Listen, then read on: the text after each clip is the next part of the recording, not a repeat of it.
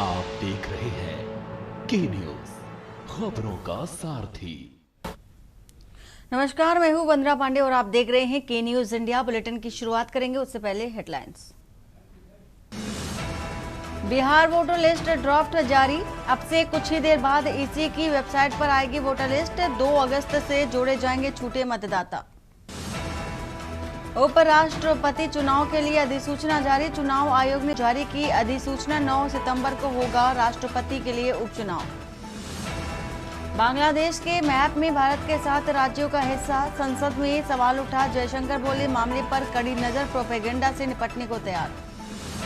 पंजाब के स्कूलों में होगी नशा मुक्त विषय की पढ़ाई। सीएम मान केजरीवाल फाजिल्का पहुंचे, स्टूडेंट से मुलाकात की। विशाखापट्टनम में बनेगा एशिया का सबसे बड़ा डेटा सेंटर। 1 गीगावाट क्षमता होगी। गूगल 50,000 करोड़ रुपए का इन्वेस्टमेंट करेगा। 19 किलो वाला गैस सिलेंडर 34 रुपए तक सस्ता हुआ। महंगी हो सकती हवाई यात्रा। आप देख रहे हैं के न्यूज, खबरों का सारथी। और बुलंदशहर से खबर बताने जा रहे हैं आपको। स्याना हिंसा के आरोपियों की सजा आज होनी है और भाजपा नेता और निषाद पार्टी पदाधिकारी शामिल। दोषियों में जिला पंचायत सदस्य भी मामले के आरोपी। शहीद इंस्पेक्टर की पत्नी रजनी सिंह कोर्ट में मौजूद रहेंगे। इंस्पेक्टर सुबोध सिंह की हिंसा में मौत हुई थी और गोवंश अवशेष मिलने से भड़की थी हिंसा और चिंगरावटी पुलिस चौकी को आग के हवाले किया गया था। 3 दिसंबर 2018 का मामला है जब हिंसा हुई थी। तत्कालीन स्याना कोतवाली प्रभारी सुबोध सिंह युवक सुमित की हत्या और 5 हत्या के दोषियों सहित कुल 38 पर सजा का ऐलान होगा। सजा सुनाई जाएगी। आरोपियों पर बलवा और जानलेवा हमले के भी आरोप हैं। एडीजी 12 गोपाल जी की कोर्ट में आज सजा का ऐलान होगा।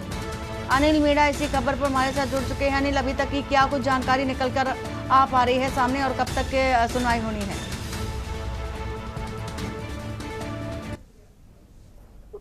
मामले में 3 जुलाई को एक अहम फैसला आया था जिसमें कि एडीजे 12 ने सभी आरोपियों को दोषी करार दिया था, जिसमें कि 5 जो मुख्य आरोपी हैं जिनको हत्या जैसे मामले में आरोपित किया गया था और 33 को 307 जैसे धाराओं में आरोपित कराया था। लेकिन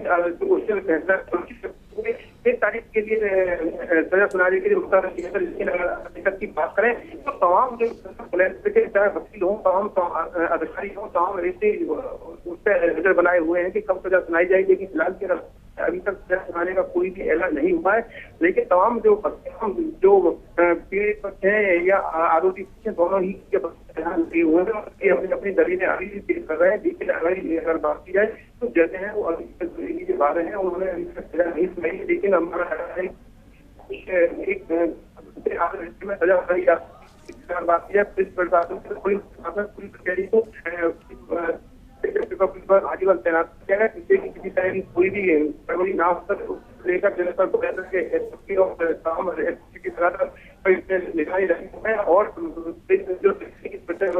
बिल्कुल अनिल, बहुत शुक्रिया पूरी जानकारी देने के लिए। जिला पंचायत सदस्य भी मामले के आरोपी थे और एडीजी 12 गोपाल जी की कोर्ट में आज सजा का ऐलान हो सकता है।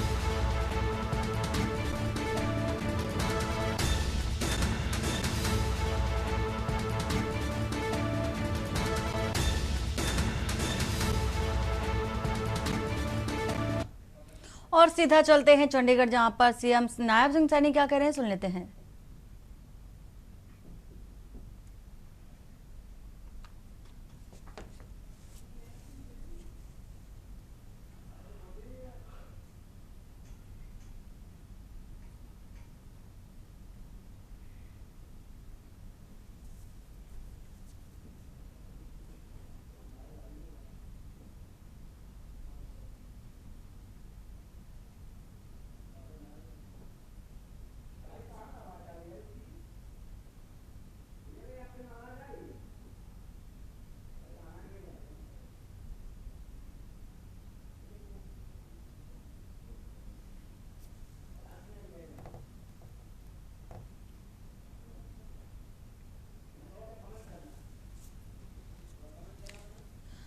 सीएम नायब सिंह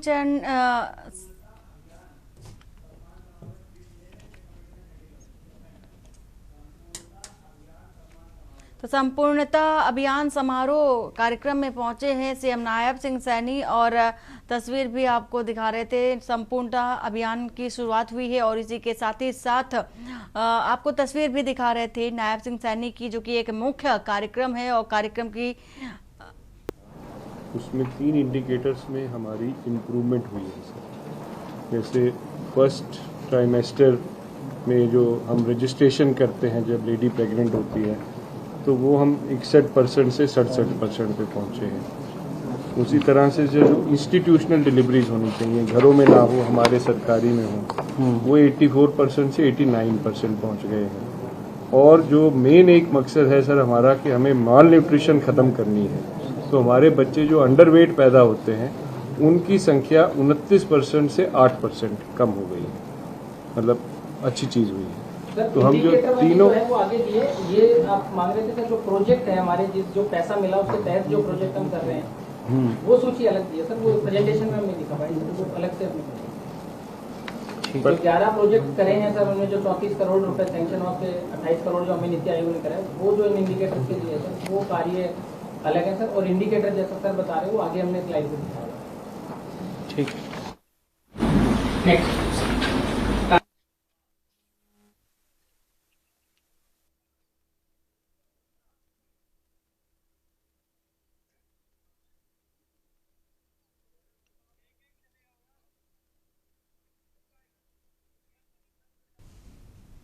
तो ये तस्वीर आपको दिखा रहे हैं चंडीगढ़ से सीएम नायब सिंह सैनी पहुंचे हैं, साथ ही कई पदाधिकारी बैठे हुए हैं, उनके साथ बैठक कर रहे हैं और जो भी जन समस्याएं हैं और जो भी प्रमुख मुद्दे हैं उन मुद्दों को लेकर के चर्चा करते नजर आ रहे हैं। सवाल जवाब का सिलसिला अभी देखा जा सकता है। चंडीगढ़ से ये तस्वीर आपको दिखा रहे हैं इस वक्त की नायब सिंह सैनी की।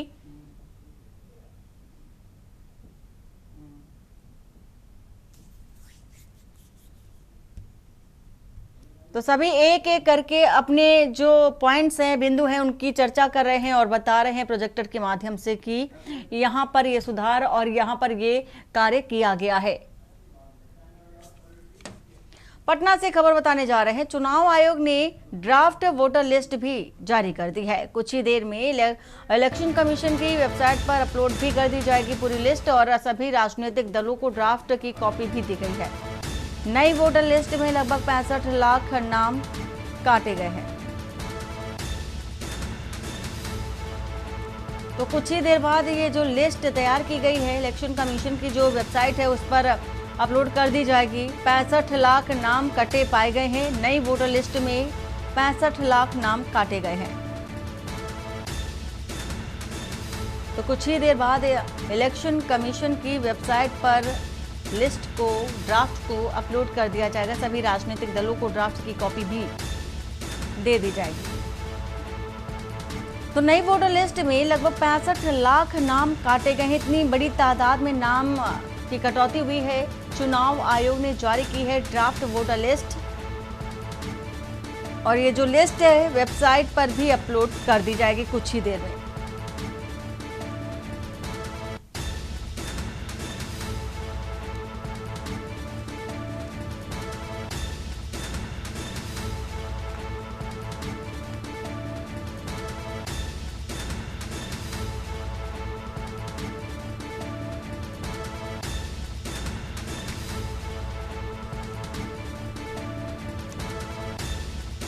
सभी राजनीतिक दलों को ड्राफ्ट की कॉपी दे दी गई है। फिलहाल अपलोड भी कर दी जाएगी चुनाव आयोग की वेबसाइट पर।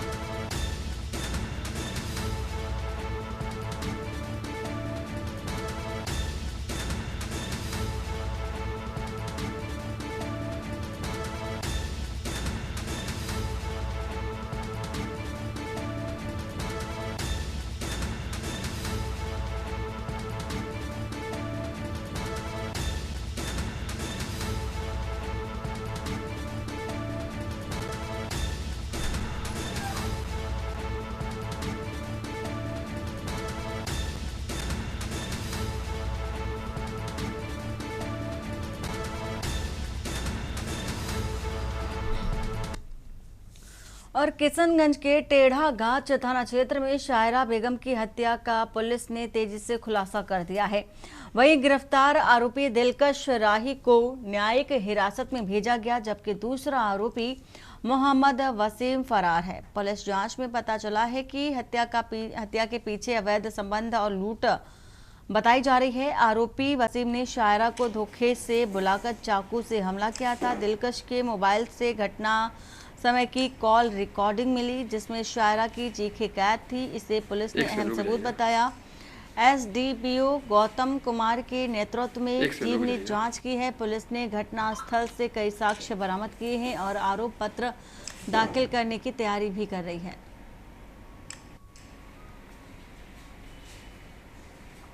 एक सेकंड रुक जाइएगा।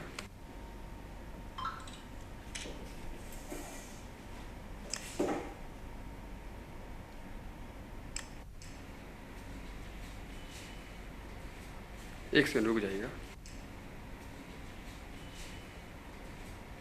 30 जुलाई 2025 को टेढ़ागाछ थाना क्षेत्र के चरधरिया में एक महिला की संदिग्ध परिस्थितियों में मौत की सूचना मिली थी।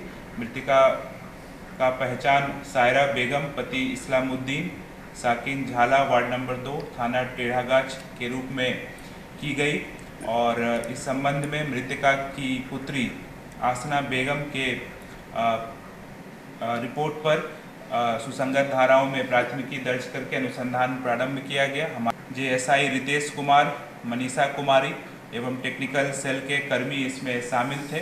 इस टीम के द्वारा काफ़ी मेहनत से इस पूरे घटनाक्रम का पर्दाफाश किया गया है और यह तथ्य प्रकाश में आया है कि इस घटनाकांड के अप्राथमिकी अभियुक्त दिलकश राही हैं, जिनका उम्र 29 वर्ष है। और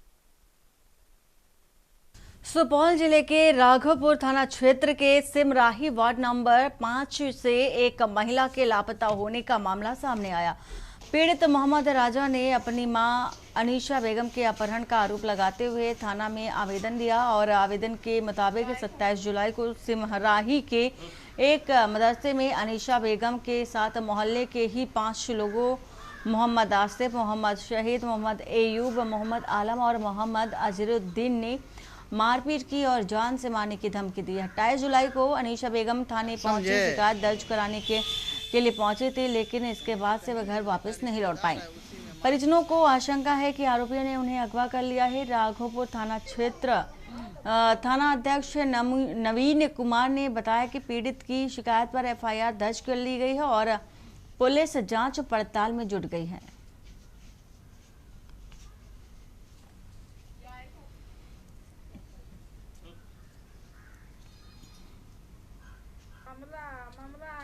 गायब है 4 रोज से।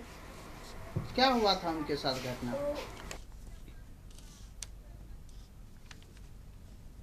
पंचायती में हुआ हुए मारपीट बताबटी। वह लड़की के मैटर थी, लड़की को वहाँ पर मारपीट की। वह मारपीट किया, आया यहाँ पर वह लड़के वाला पंचायती लेकर के। हम लोग को पता नहीं था कि पंचायती था, तो इसी लेकर के हम लोग को पता नहीं था, तो पंचायती में इसको जबरदस्ती बुलाया। पंचायती में गया तो सुने, हम लोग तो घर में थे, मगर आए तो बोला कि किस चीज़ का हल्ला है, तो बोल रहा था लोग सब कि से तुम्हारा ननन को तो खूब मारपीट किया है। तो बोले कि से काहे के लिए मारपीट किया है, तो बोला है कि से लड़की का से है, लड़का के तरफ से है मारपीट किया है। बाबू, मेरी बहन का शादी हुआ था, वहाँ पे उसको मारपीट कर रहा था, खाना पीना नहीं दे रहा था, इसीलिए मेरी बहन यहाँ पे आई। उसका ससुराल वाला यहाँ पे पंचायती लेके आया। मेरी मम्मी लोग को पता नहीं था आज पंचायती है, ज़बरदस्ती बुलाया मम्मी को। मम्मी का तबीयत ख़राब था, नहीं जा रही थी, ज़बरदस्ती सब बुलाया। वहाँ पे मेरे मम्मी के साथ सब मारपीट किया। वहाँ पंचायती में सब लोग मिल के धमकी दिया था, तुमको उठा लेंगे, कहीं अता पता तुम्हारा नहीं होगा। 27 तारीख को शाम में यहाँ पे पंचायती बैठा मस्जिद के पास। हम लोग को कोई सूचना नहीं था कि पंचायती बैठेगा। मम्मी नहीं जा रही थी, तबीयत खराब है, फिर भी ज़बरदस्ती वहाँ पे बुलाया गया। तट कट गया था मम्मी का। उसके बाद जो है ना, उसके सुबह हो करके मम्मी 3 बजे बोली हम लोग को जा रहे हैं थाना, और थाना गई, तब से लौट के नहीं आई है। और हमको शक है इस सब पे, जो धमकी दिया था पंचायती में, बोला था कि तुमको उठा लेंगे 1-2 रोज के अंदर में, और उसके सुबह हो कि मेरी मम्मी नहीं है। और खबर बताने जा रहे हैं बेंगलुरु से। रेप केस में प्रज्वल रेवन्ना दोषी करार हैं। बेंगलुरु से अब इस वक्त की बड़ी खबर बता रहे हैं। घरेलू सहायिका का 2 बार बलात्कार किया गया और वहीं विशेष अदालत ने प्रज्वल पर फैसला सुनाया है।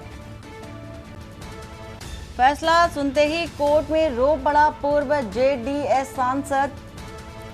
और बेंगलुरु से इस वक्त की बड़ी खबर, रेप केस में प्रज्वल रेवन्ना दोषी करार हुए हैं।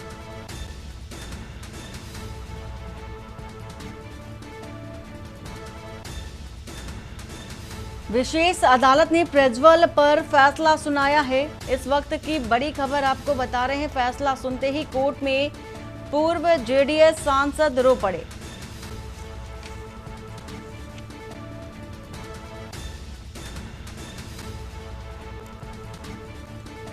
तो बड़ी खबर आपको बता रहे हैं बेंगलुरु से। विशेष अदालत ने प्रज्वल पर फैसला सुनाया है।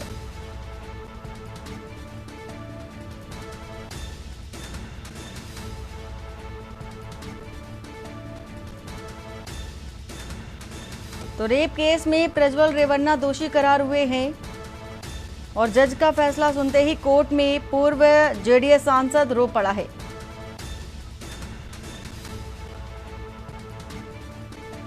पूर्व जेडीएस सांसद रो पड़े।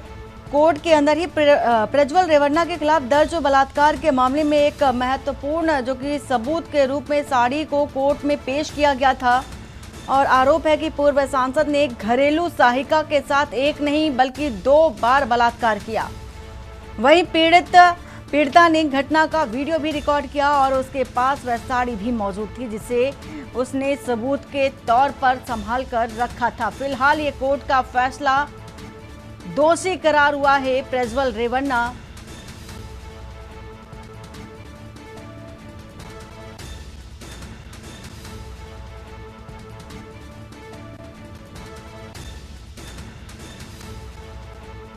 तो पूर्व हासन सांसद प्रज्वल रेवन्ना को बलात्कार के मामले में कोर्ट ने दोषी ठहराया है और अदालत सजा की अवधि का ऐलान कल यानी कि 2 अगस्त को करेगी। कोर्ट का फैसला सुनकर रेवन्ना अदालत में ही भावुक हो गया और रो पड़ा। यह फैसला बेंगलुरु स्थित निर्वाचित जनप्रतिनिधियों से जुड़े मामलों की सुनवाई के लिए गठित विशेष अदालत ने सुनवाया है। और सुपौल से खबर बताने जा रहे हैं। जिले में नशा विरोधी अभियान के तहत पुलिस ने बलुआ थाना क्षेत्र से 1718.5 किलो गांजा के साथ एक पिकअप वाहन जब्त किया। गुप्त सूचना के आधार पर अनुमंडल पुलिस पदाधिकारी विभास कुमार के नेतृत्व में टीम ने वाहन चेकिंग की और पिकअप चालक को देखकर नहर किनारे वाहन छोड़ करके फरार हो गया। पुलिस ने जांच में पिकअप में कुल 48 बोरोस में भारी मात्रा में गांजा बरामद कर लिया और इसी मामले में थाना कांड संख्या 31/25 दर्ज कर कार्रवाई जारी है। पुलिस अधीक्षक ने प्रेस कॉन्फ्रेंस कर इस बड़ी सफलता की जानकारी दी और आगे की जांच, आरोपियों की खोज भी जारी है।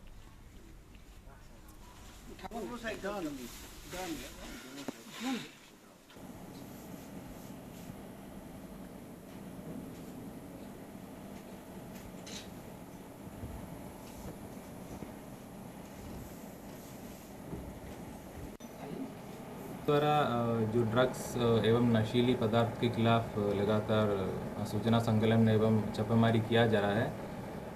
इसके लिए एक विशेष टीम का भी गठन किया गया था। इसी बीच पुलिस को सूचना मिली कि भारी मात्रा में गांजा का तस्करी होने वाला है।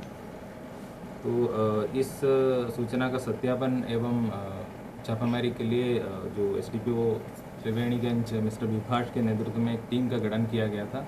टीम के द्वारा कई जगह वाहन चेकिंग लगाया गया था। इसी बीच जो बलुआ बसार थाना क्षेत्र में जो टीम जो वाहन चेकिंग किया जा रहा था उसको देखते हुए एक पिकअप चालक द्वारा अपना पिकअप छोड़ के फरार हो गया था। फिर इसका विधिवत पिकअप का तलाशी लिया गया था जिसपे पुलिस को 1718 किलोग्राम गांजा बरामद किया गया है। इस पे जो है एक पिकअप और एक इतना जो 46 बोरा था उस पर बांधे हुए अवस्था में 718 किलोग्राम गांजा बरामद किया गया है। पुलिस द्वारा इस पे कांड दर्ज करके आगे की अनुसंधान शुरू किया गया है। इसका बैकवर्ड और फॉरवर्ड लिंकेज भी पता किया जाएगा और इस पे जो सम्मिलित जो क्रिमिनल्स है उसका भी गिरफ्तारी किया जाएगा। और वहीं दिल्ली से आपको एक खबर बताने जा रहे हैं। उपराष्ट्रपति चुनाव के लिए अधिसूचना जारी कर दी गई है। चुनाव आयोग ने चुनाव के लिए अधिसूचना जारी कर दी है। 9 सितंबर को उपराष्ट्रपति के लिए उपचुनाव होगा। सुबह 9 बजे का वो समय होगा जब मतदान उपचुनाव के लिए शुरू होगा। 5 बजे तो 9 बजे से 5 बजे तक वोटिंग होगी। 21 अगस्त तक नामांकन की आखिरी तारीख बताई जा रही है।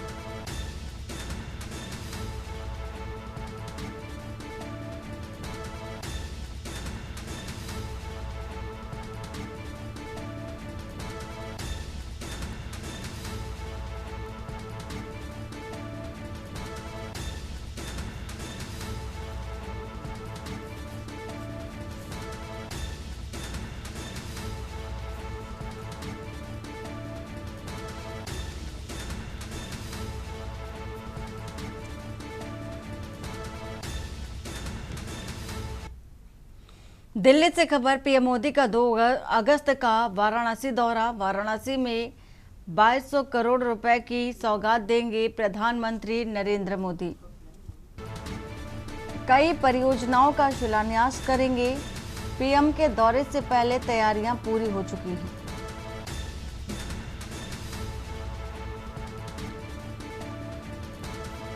वाराणसी दौरा है प्रधानमंत्री नरेंद्र मोदी का कल यानी कि 2 अगस्त को।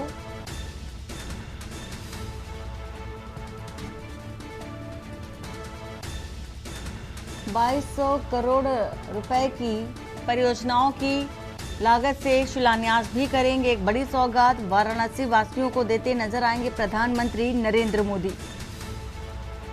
कार्यक्रम को लेकर के तैयारियां भी लगभग पूरी हो चुकी हैं।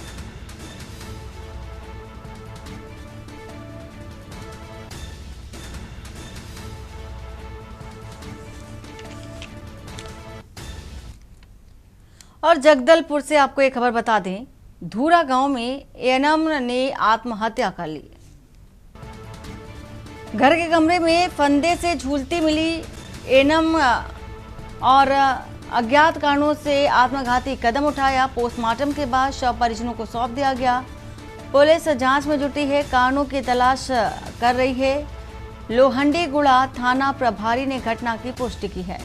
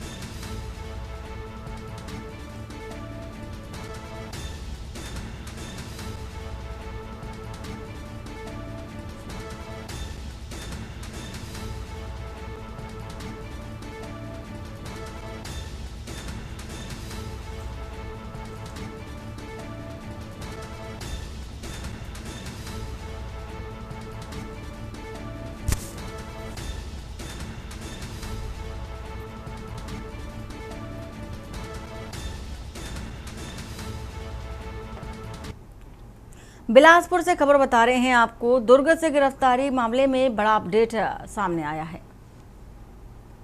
बिलासपुर एनआईए कोर्ट में मामले की सुनवाई होगी। कोर्ट में पीड़ित पक्ष ने बेल लगाई एप्लीकेशन और मामले को लेकर केरल के सांसदों का छत्तीसगढ़ दौरा और विपक्ष मामले को सरकार की साजिश बता रहा है।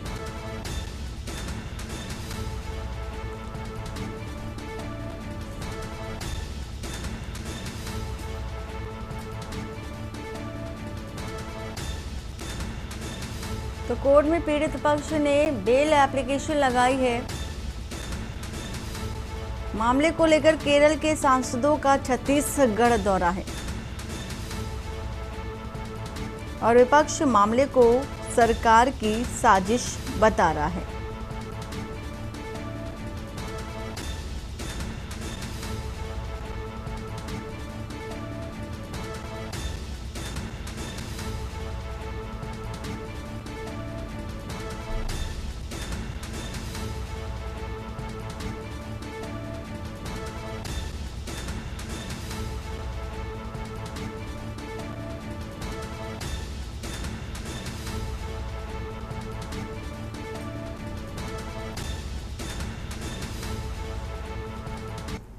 और वक्त ब्रेक का हो चला है। ब्रेक के बाद जल्द वापस लौटते हैं।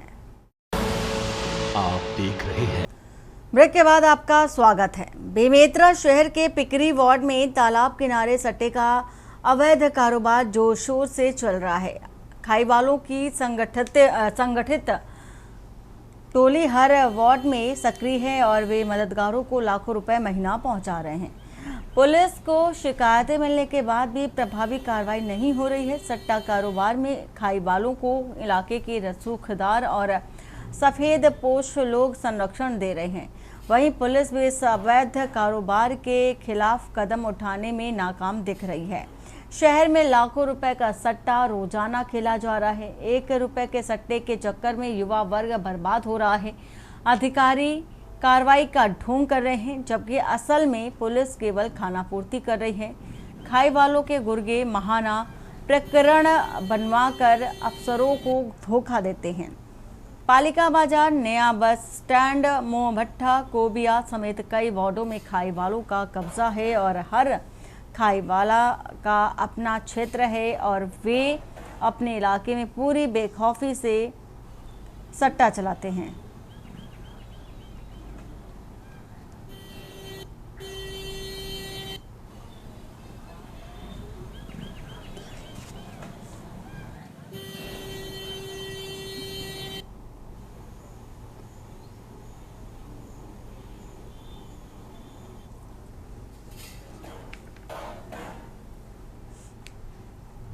खबर कबीरधाम से, जहां बोडला थाना के पुलिस प्रताड़ना से एक युवक ने फांसी लगा करके आत्महत्या कर ली, जिससे नाराज परिजनों ने हजारों संख्या में शव को लेकर सड़क पर उतरकर सड़क को जाम कर दिया है। वही नारेबाजी की है।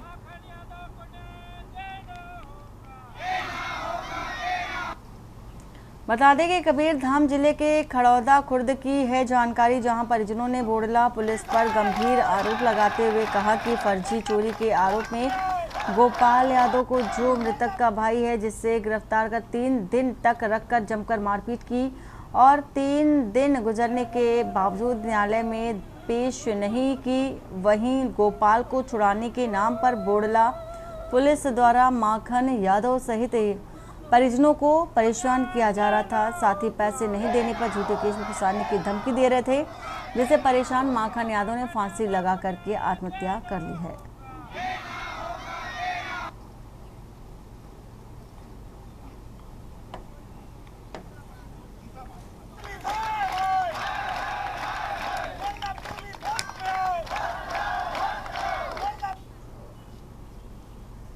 मोर एक बेटा ला बिना मतलब के चोरी के इंजाम में फंसा है। दूसरा बेटा ला रोज 3 लाख पैसा नहीं दस के आया टोचर करे है। अब गरीब आदमी दूसर के मजदूर करके कमा खाते थे, कहाँ से पैसा देवे। अब वहू में नहीं देवे तो बीबी बच्चा ले जाऊँ थाना, ऐसे कह के धमकी चमकी देवा थे। पहली कान थे वो आरोपी लड़का जिन चोरी करे रही से गहना ओला बेचल लगी, तो मोर लड़का ला 1000 में रख ले, कही नहीं रख भैया चोरी की चीजें। गांव वाले ला ओखर वो वार्ड साहब करके कहते तुम्हार गांव चीज छोड़ेगा ऐसे की के उन लवार साहब भेजिस तय हम लोग फंसावत है कि को पुराना आरोपी जिन हवे तेन वो लेकर फंसा है मंझिला लेकर अब वो बेटा जेल में है। देखिए हमारे गृह मंत्री के गृह जिले कवर्धा में आज एक शर्मनाक घटना घटी है। दुर्भाग्यजनक पुलिस की लापरवाही से, पुलिस की प्रताड़ना से एक हमारे माखन यादव नाम के भाई को असामयिक स्वर्गवासी होना पड़ा है, जो कि बहुत ही निंदनीय है, दुखद है। घटना पुलिस की प्रताड़ना से और पुलिस की लापरवाही से ऐसा हुआ कि एक चोरी का मामला था जिसमें जो मृतक माखन यादव है उनके भाई गोपाल यादव का नाम आया। 3 दिन पहले गोपाल यादव को पुलिस ने थाने बुलाया और उनसे पूछताछ की। कांग्रेस को या कांग्रेस के नेताओं को शौक नहीं है लोगों को परेशान करने का, सड़क जाम करने का, और भाजपा की सरकार, गृह मंत्री की पुलिस अगर लोगों के साथ में अन्यायपूर्ण व्यवहार करेगी, उनके हक अधिकार को छीनने का काम करेगा। पुलिस की प्रताड़ना से लोगों को इतना प्रताड़ित किया जाए कि पुलिस की प्रताड़ना से अगर कोई व्यक्ति मौत को गले लगा ले साहब, तब तो ये चक्का जाम हमेशा होएगा। आज पांडा तराई के NH 130A में बैठ के प्रदर्शन कर रहे हैं, कल गृह मंत्री के घर के सामने जाके इसी तरीके से प्रदर्शन करेंगे। छत्तीसगढ़ के सुकमा जिले में तिम्मापुराम से जगरगुंडा को जोड़ने वाला मुख्य पुल भारी बारिश और तेज बहाव के चलते बह गया। यह पुल तिम्मापुराम के पास स्थित था और आसपास के 12 से 15 गांव के लोगों के लिए मुख्य संपर्क मार्ग था। पुल बहने के कारण ग्रामीणों को भारी परेशानियों का सामना करना पड़ा। न बाइक पार हो रही थी और न ही एम्बुलेंस जैसी जरूरी सेवाएं पहुंच पा रही हैं। बीमारों और जरूरतमंदों को कंधे पर उठाकर ले जाने की नौबत तक आ चुकी है और स्थानीय ग्रामीणों का कहना है कि प्रशासन को कई बार जानकारी देने के बावजूद अब तक कोई ठोस कदम नहीं उठाया गया है। आज मैं नक्सल प्रभावित क्षेत्र तिम्मापुरम से जगरगुंडा जोड़ने वाली सड़क पर मौजूद हूं, जो कि ये तिम्मापुरम के पास पुल बना था, जो कि पूरा बह गया। इस पुल के बहने से तिम्मापुरम के कुछ ग्रामवासी यहाँ हैं, जो मैं उनसे पूछना चाहूँगा कि इस पुल के बहने से उनको क्या क्या दिक्कतें हो रही है। इस पुल से आना जाना हो रहा है? नहीं हो रहा है सर, वो दिक्कत हो रहा है। और बाइक कोई आता जाता है कि नहीं? नहीं होता है सर, पर नहीं होता है। आप लोग के गांव पे गर्भवती महिला रहती है, डिलीवरी पेशेंट रहते हैं, तो ले जाने का रहता है तो कैसे करते हो? वो के ले जाते सर, एम्बुलेंस भी नहीं आता है, वो दिक्कत हो रहा है सर हमको। जी, ये सब चीज का ग्रामीणों को सामना करना पड़ रहा है इस पुल के बहने से। कैमरामैन रोहित के साथ मैं राजू तोले। और छत्तीसगढ़ के कोरबा जिले के रजगामार पुलिस चौकी क्षेत्र अंतर्गत कोरकोमा गांव में जहरीली चिकन खाने से फूड पॉइजनिंग का सामना करना पड़ा और दामाद के आगमन की खुशी में रखी गई थी चिकन पार्टी में शामिल 5 लोग बीमार हो गए, जिनमें से सास और दामाद की मौत हो गई है। जानकारी के मुताबिक परिवार ने घर में चिकन और महुआ शराब की पार्टी आयोजित की थी। पार्टी के बाद सभी की तबीयत बिगड़ने लगी और उन्हें तुरंत अस्पताल ले जाया गया। 3 अन्य लोगों की हालत गंभीर है। इस घटना के बाद जिले के स्वास्थ्य विभाग और पुलिस प्रशासन में हड़कंप मच गया है। शवों का पोस्टमार्टम करवा लिया गया है और मामले की जांच जारी है।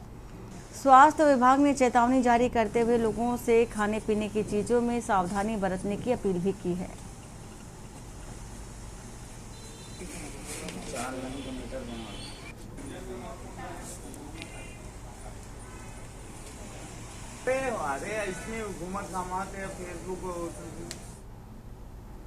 पुणे से आ रही है खबर बता देते हैं आपको। पुणे से 2 गुटों में हिंसक झड़प हुई है। बड़ी खबर आपको बता रहे हैं पुणे से। 2 गुटों में आपसी हिंसक झड़प, विवादित पोस्टर को लेकर के बवाल मचा है।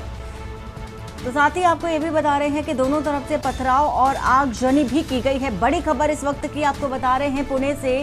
झड़प के बाद मौके पर भारी पुलिस बल भी तैनात किया गया है।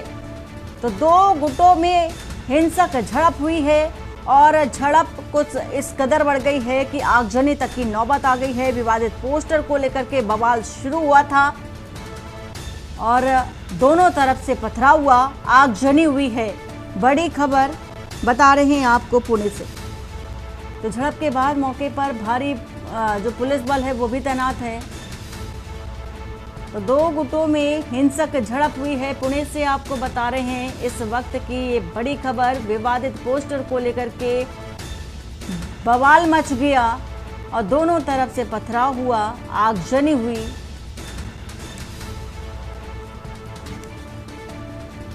और झड़प के बाद मौके पर पुलिस बल भी तैनात है।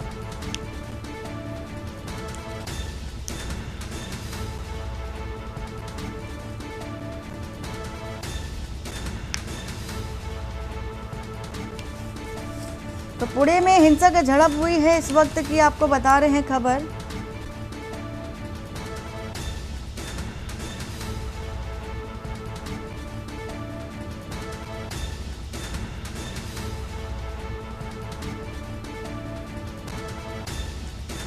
पुणे में विवादित पोस्ट को लेकर के बवाल हुआ।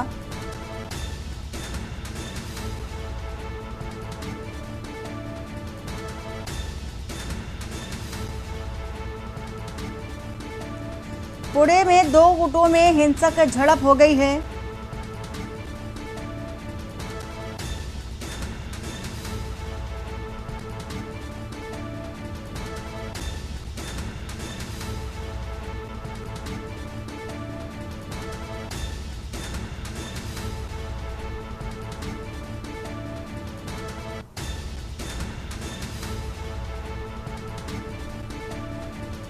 तो आपत्तिजनक पोस्ट पर पुणे में दो गुट आपस में भिड़ गए। भारी पुलिस बल तैनात है। गैस के गोले भी दागे गए हैं। तो बड़ी खबर आपको बता रहे हैं इस वक्त की। और साथ ही साथ खबर विदिशा से भी आ रही है, जहां पर कांग्रेस विद्युत विभाग पर जबरन स्मार्ट मीटर लगाने का आरोप लगाते हुए विरोध प्रदर्शन कर रही है। और कांग्रेस के आह्वान पर इस समस्या के विरोध में अधिकांश मार्केट बंद भी दिखाई दे रहे हैं। जिला कांग्रेस कमेटी आज सुबह से ही शहर में घूम घूम कर नारे लगाती रही और प्रदर्शनकारी कांग्रेसियों का आरोप है कि लगाए जा रहे स्मार्ट मीटर काफ़ी तेज़ गति से चलते हैं और इस तरह उपभोक्ताओं का आर्थिक शोषण भी किया जा रहा है। यही नहीं, कांग्रेस इसका जिम्मेदार सत्तारूढ़ दल को ठहरा रही है और कांग्रेसी पूरे शहर में घूम घूम करके लोगों को स्मार्ट मीटर के विरोध में जागरूक भी कर रहे हैं।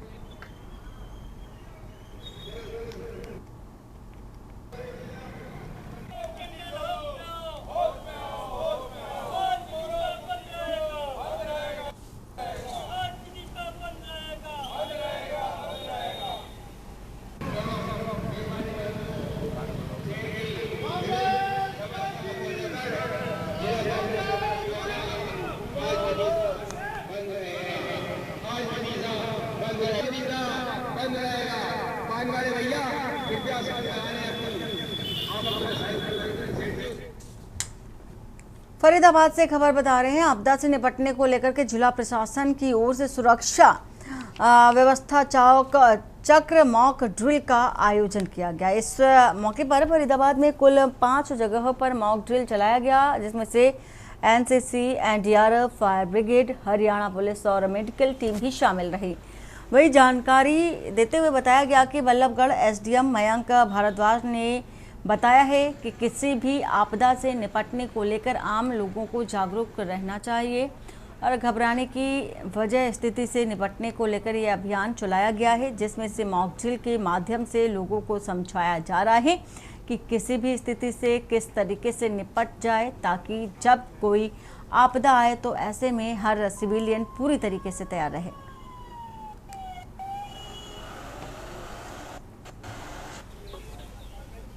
जैसे कि आपको पता है, डिजास्टर मैनेजमेंट के अंतर्गत यहाँ नारायण नहार सिंह पैलेस में एक मॉक ड्रिल कंडक्ट किया गया था, जो कि अर्थक्वेक जैसे मान लो आ जाता है तो उसमें अगर तो हमें क्या क्या करना चाहिए उसकी मिटिगेशन के लिए भी और प्रिपेयर्डनेस के लिए, और उसमें आगे अगर कुछ भी कैजुअलिटी जो है वो कम से कम हो उसके लिए हमने तैयारी की थी आज यहाँ। तो मॉक ड्रिल जो है वो सक्सेसफुली कंप्लीट हो गई है। 2 बार हमने मॉक ड्रिल की है यहाँ। सबको दिखाया है। अपने जो SDRF की टीम थी जो आए थे यहाँ पे मॉक ड्रिल करने, और NCC के थे, हमारे सिविल वॉलंटियर्स थे, हमारे प्रशासन के लोग थे, तो सबने मिलके, और पुलिस में ACP साहब हैं और पुलिस के कर्मचारी हैं, सबने मिलके मॉक ड्रिल की है हमने यहाँ पे। और खबर चंडीगढ़ से, जहां सचिवालय में मुख्यमंत्री नायब सिंह सैनी की अध्यक्षता में मंत्रिमंडल की अहम बैठक जारी है। बैठक में सीएम नायब सिंह सैनी कैबिनेट सहयोगियों सहित तो विभागीय उच्च अधिकारियों के साथ विकास और जन कल्याणकारी योजनाओं की समीक्षा भी कर रहे हैं। बताया जा रहा है कि मुख्यमंत्री प्राप्त फीडबैक के आधार पर जनता से सीधी जुड़ी परियोजनाओं को यहां जल्दी से जल्दी पूरा कराना चाहते हैं। वहीं जन कल्याणकारी योजनाओं के जरिए अधिकतम पात्रों को लाभान्वित कराना चाहते हैं, जिससे कि किसान, महिलाओं, युवाओं सहित गरीब परिवारों के जीवन स्तर को ऊपर उठाया जा सके।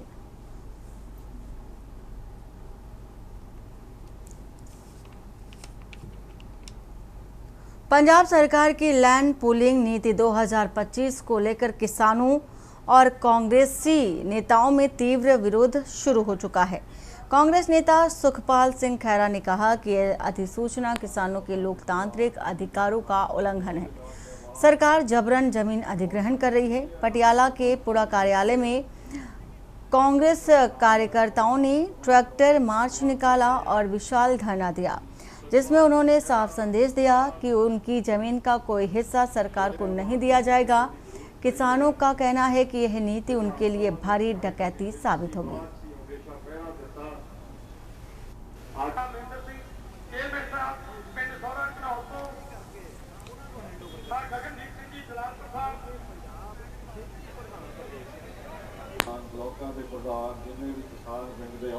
ਅੱਜ ਸਾਡੇ ਕਿਸਾਨ ਕਾਂਗਰਸ ਦੇ ਸੈੱਲ ਵੱਲੋਂ ਕਾਂਗਰਸ ਪਾਰਟੀ ਦਾ ਸਾਡਾ ਕਿਸਾਨ ਵਿੰਗ ਹੈ, ਉਹਦੇ ਪ੍ਰਧਾਨ ਆਲ ਇੰਡੀਆ ਸੁਖਪਾਲ ਸਿੰਘ ਖਹਿਰਾ ਸਾਹਿਬ ਤੇ ਸਾਡੇ ਪੰਜਾਬ ਕਾਂਗਰਸ ਦੇ ਪ੍ਰਧਾਨ ਰਾਜਾ ਵੜਿੰਗ ਜੀ ਤੇ ਕਿਸਾਨ ਕਾਂਗਰਸ ਪੰਜਾਬ ਦੇ ਪ੍ਰਧਾਨ ਕਿਰਨਜੀਤ ਸਿੰਘ ਸੰਧੂ ਮਿੱਠਾਵੀਰ, ਉਹਨਾਂ ਦੇ ਸੱਦੇ ਤੇ ਅੱਜ ਪੁੱਡਾ ਦਾ ਦਫ਼ਤਰ ਹੈ ਇੱਥੇ ਅਰਬਨ ਸਟੇਟ ਫੇਸ 2, ਉਹਦੇ ਬਾਹਰ ਅਸੀਂ ਜਿਹੜੀ ਸਰਕਾਰ ਦੀ ਕਿਸਾਨ ਵਿਰੋਧੀ ਜਿਹੜੀ लैंड पूलिंग पॉलिसी है ਉਹਦੇ अगेंस्ट ਅੱਜ ਅਸੀਂ ਇੱਥੇ ਸਾਰੇ ਧਰਨਾ ਦੇਣ ਆਏ ਆ। देखो ਜਿਹੜਾ लैंड ग्रैबिंग ਦੀ पॉलिसी ਬਣਾਈ ਭਗਵੰਤ ਮਾਨ ਨੇ, ਜ਼ਿਮੀਂਦਾਰਾਂ ਦੀ ਇੱਕ ਕਿਸਮ ਦੀ ਮਾਂ ਦੇ ਉੱਤੇ ਹਮਲਾ ਕੀਤਾ। ਧਰਤੀ ਸਾਡੀ ਮਾਂ ਵਾ, ਸਾਡੀ ਸਾਰੀ ਦੁਨੀਆ 'ਚ ਪੰਜਾਬ ਸਭ ਤੋਂ ਜ਼ਰਖੇਜ਼ ਧਰਤੀ ਆ, ਉਪਜਾਊ। ਇਹਦੇ ਤੋਂ ਸਾਡਾ ਕਿੱਤਾ, ਸਾਡੀ ਰੋਜ਼ੀ, ਸਾਡੀ ਰੋਟੀ। और बरेली से खबर, गर्भवती पत्नी की पीट करके हत्या कर दी गई। 5 माह की गर्भवती की थी मृतका सुमन, पति ने डंडे से पीटकर हत्या कर दी। हाथ पैर तोड़ने से नहीं भरा दिल, सिर भी फोड़ दिया। अंदरूनी चोटों की वजह से महिला की मौत हो गई। बचाने का प्रयास करने पर अपने बड़े भाई को भी पीटा। पत्नी की हत्या कर पति फरार होने में कामयाब रहा। वारदात के दौरान नशे में था आरोपी पति सोमपाल। पोस्टमार्टम रिपोर्ट में सामने आई पति की बर्बरता। बरेली के थाना क्षेत्र के भूता इलाके की घटना।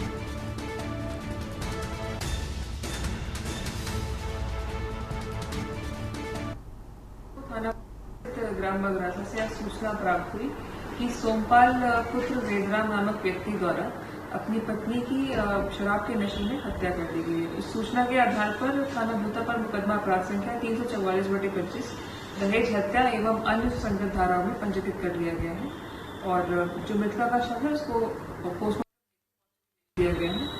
अभियुक्त की गिरफ्तारी हेतु 3 टीमों का गठन किया गया है, जो कि सर्वेलेंस, पूछताछ और लोकल इनपुट्स पर काम कर रही है, जिससे अभियुक्त की जल्द से जल्द गिरफ्तारी सुनिश्चित की जाएगी।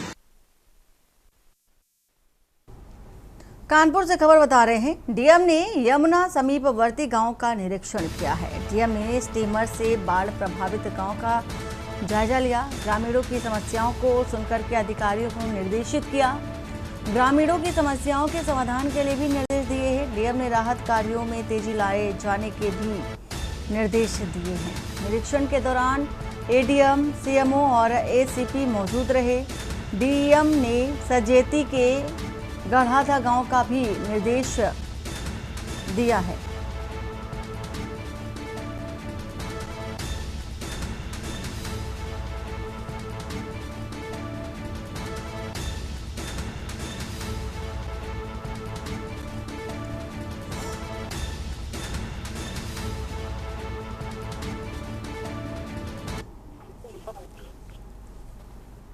तहसील घाटमपुर का एक गांव है हमारा गड़ाथा और अमृतपुर, वहां पर पानी जो है आबादी के बाहरी हिस्से में आया है। कुछ मकान और उसकी जो अन्य सुविधाएं वो भी डूबी हैं।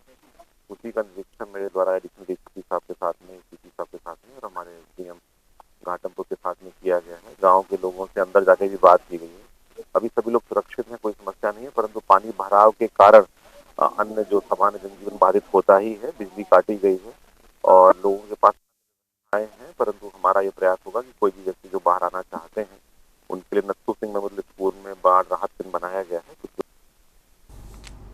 कानपुर से खबर। सपा नेत्री ने संचालित की पीडीए पाठशाला और एबीसीए ने अरौल थाना में लिखित शिकायती पत्र दिया। सरकारी स्कूलों के मर्जर के विरोध में प्रदर्शन और स्कूल बंद होने की अफवाह फैलाने का भी आरोप। विद्यालय में राजनीतिक गतिविधि संचालित करने का आरोप है और स्कूली बच्चों का राजनीतिक दुरुपयोग, सोशल मीडिया पर शिक्षा विभाग की छवि खराब करने का प्रयास और खंड शिक्षा अधिकारी का विरोध प्रदर्शन पर जवाब। मर्जर की श्रेणी में नहीं आता वह विद्यालय। शाहमपुर गढ़ी विद्यालय के बाहर प्रदर्शन किया गया।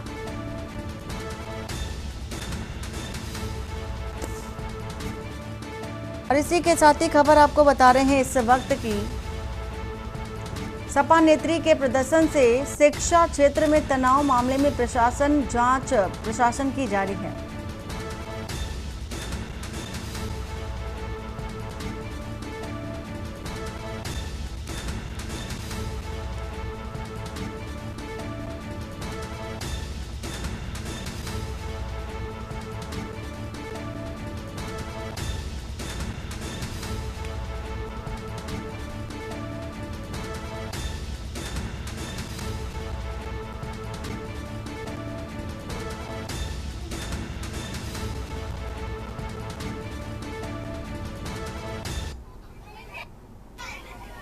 पढ़ाइए। खंड शिक्षा अधिकारी बिल्हौर द्वारा कल थाना अरौल पर एक प्रार्थना पत्र दिया गया है, जिसमें श्रीमती रचना सिंह गौतम के विरुद्ध कतिपय आरोप अंकित किए गए हैं, जिसमें उनके द्वारा बच्चों के मध्य भ्रम फैलाया जा रहा है कि विद्यालय बंद होने वाले हैं और इसी तरह सोशल मीडिया पर विभाग की छवि धूमिल करने आदि के आरोप अंकित किए गए हैं। उक्त प्रार्थना पत्र पर समुचित धाराओं में अभियोग पंजीकृत कर विवेचना प्रारंभ की गई है।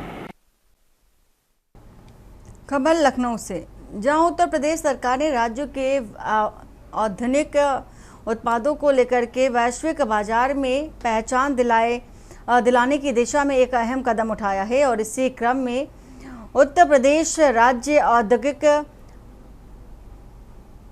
औद्योगिक निर्यात प्रोत्साहन बोर्ड की पहली बैठक और निर्यात प्रोत्साहन कार्यशाला का आयोजन किया गया है। इस कार्यशाला में मुख्य अतिथि के तौर पर राज्य मंत्री दिनेश प्रताप सिंह ने हिस्सा लिया। कार्यक्रम में निर्यातकों, एफपीओ, कृषि एवं विपणन विभाग, एपीडा, मंडी परिषद और CISH सहित तमाम संस्थाओं ने प्रतिनिधियों ने भागीदारी की। सरकार का लक्ष्य है कि प्रदेश के आम, अमरूद, मिर्च, पान और फूल जैसी उत्पाद वैश्विक बाजार तक पहुंचे, जिससे कि किसानों को बेहतर आमदनी मिल सके।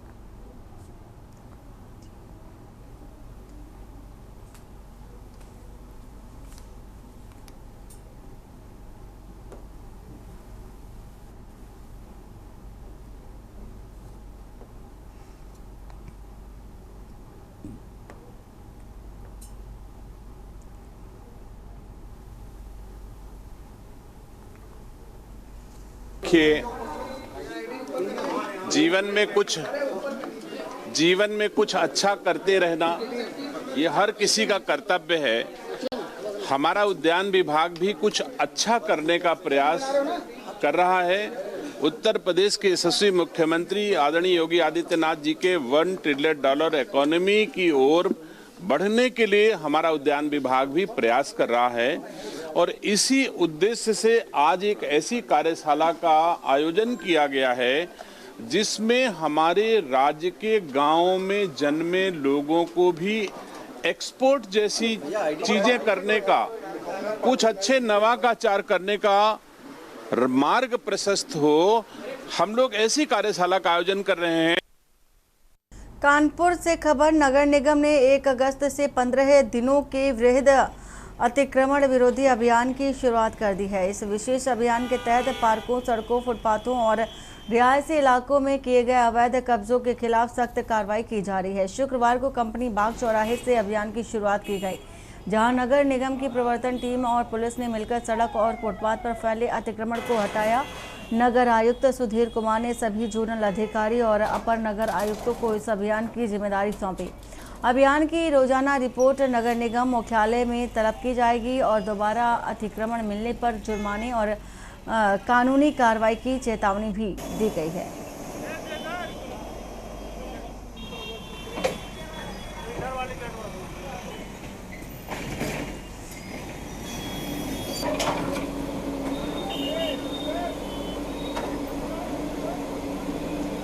देखिए, नगर आयुक्त के निर्देश पे 1 तारीख से 15 अगस्त तक लगातार अभियान चलेगा। हर जोन में चल रहा है और हर जोन में जो जगह चिन्हित की हैं जहाँ पे मेजर चौराहे है, जहाँ पे जाम की स्थिति बनती है, जहाँ मेजर अतिक्रमण है, और इसमें पुलिस, थाने की फोर्स और नगर निगम प्रशासन सबका ज्वाइंट होते ही ऑपरेशन। आज कहाँ? आज हमारा कंपनी बाग चौराहे से करबला तक है और आज जितने भी अतिक्रमण है, फुटपाथ पे जितने अतिक्रमण किए हुए हैं, नाली के ऊपर अतिक्रमण किए हुए हैं, इसके साथ साथ जो पॉलीथीन इलीगल रूप से बेच रहे हैं उनसे भी।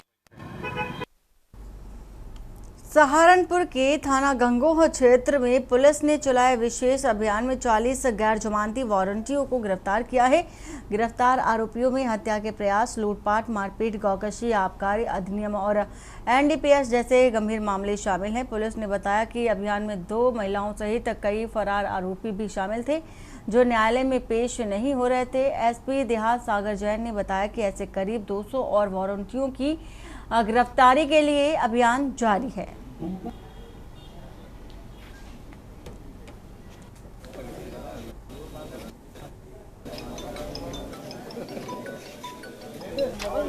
एक नहीं, यहाँ लगाओ तो पूरी लाइन से। दिनांक 30 जुलाई 2025 को थाना गंगोह पुलिस द्वारा माननीय न्यायालय से प्राप्त गैर जमानती वारंटों का एक विशेष अभियान चलाया गया, जिसमें कि कुल 40 अभियुक्तों को जिनके विरुद्ध NBW इशू थे उन्हें गिरफ्तार कर माननीय न्यायालय के समक्ष पेश किया गया है, जिनमें कि हत्या का प्रयास, बलवा, चोरी, गोकशी, NDPS इत्यादि के अभियुक्त शामिल थे। कुल 40 अभियुक्त माननीय न्यायालय के समक्ष पेश किए गए हैं और इसी तरह के अभियान अन्य थानों में भी किए जाएंगे। और बुलेटिन फिलहाल इतना ही। बाकी की खबरों के लिए बने रहिए आप के न्यूज इंडिया के साथ। नमस्कार। आप देख रहे हैं के न्यूज, खबरों का सारथी।